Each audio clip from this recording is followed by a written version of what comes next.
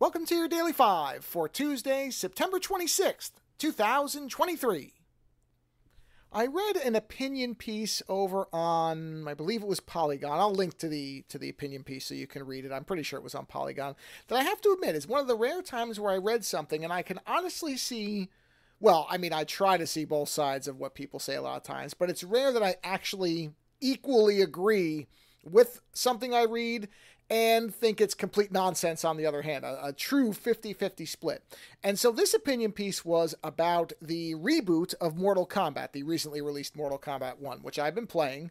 I'm not out of the first act yet, I don't know, I'm at the point where I'm playing as Reptile, so wherever that is in the narrative if you're playing the game. And it's a blast, it's a lot of fun. I like Mortal Kombat 11 as well. I thought that was a really good game. That's exactly why I bought Mortal Kombat 1. And it has been every bit as exciting and is one of the very, very few games that my wife likes to sit and watch me play because it is basically playing a movie. Anyway, this opinion piece was making the case that the timeline should not have been reset. For those who may not have been following the long and twisted mythology of Mortal Kombat, Mortal Kombat 11 reset everything. It essentially ended the current timeline and then put Liu Kang in charge of rebooting the universe with a new timeline, hence the title Mortal Kombat 1. And this opinion piece said that some of the fun of Mortal Kombat was the twisted and increasingly just nonsensical storyline, that when writers have to keep coming up with ways to account for what came in the previous game or the previous three games, and why characters have multiple weird backstories and were bad guys in one and good guys in another, and now they're twisting around again, or they're gray area, whatever, that is the fun of these types of games and stories.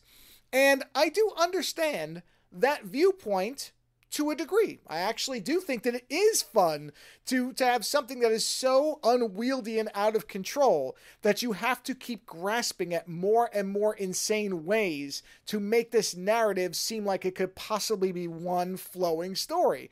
And that kind of zaniness is fun. And I don't think that Mortal Kombat ever really had a problem with that. Its problems were when it tried to get serious as opposed to getting zanier. And so, yes, I can see where this opinion comes from. There is a fun, there is a mirth in trying to figure out where they could possibly go next with a story like this. So I do understand that. But on the other hand, when you do something like that, you end up with a problem that Lando and I have talked about for a long time that happens in the comics. Something like the X-Men, where since the X-Men have been around or Batman for that matter, these characters have been around for so long and been in so many stories that there is a point where it starts to feel a little bit, silly, yes, but then it becomes a little tiresome because you know that there's no permanence to anything.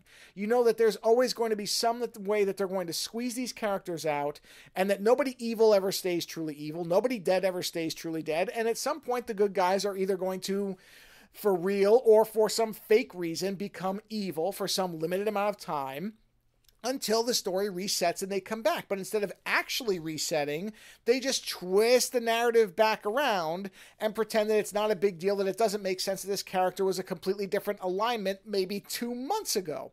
And again, there can be fun versions of that, but more often than not, what you end up doing is just stopping and not really paying attention. It becomes background noise because there is no weight, there is no meaning, there is no merit to anything. It is simply one more bunch of story that really doesn't matter and that you'll forget about shortly after you've ingested it. And that's really not great from a storytelling perspective. It shouldn't be that you really just don't assign anything to a story you're being told because you don't think it's actually going to mean anything. There should be some heft to a story.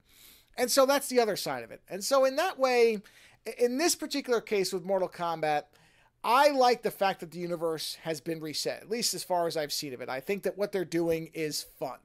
And yes, could they have made another game that they have continued the ones from 11 and kept the story going? Yeah, they probably could have. They've done it many times before. But I don't think that in this case it's such a bad thing to start over. I think it allows you to have some fun with the characters and play around. That's the nice part about a reset. It doesn't always work. In fact, a lot of times it doesn't. But with something like this where the characters are very flamboyant and weird and interesting, a reset lets you kind of play around with what the audience expectations are, and that can be a lot of fun. So thus far, I'm falling on the side of I'm glad they did a reboot. Now that might change by the end of the game, but right now, if you had to ask me, I'm kind of glad they reset the universe. Later.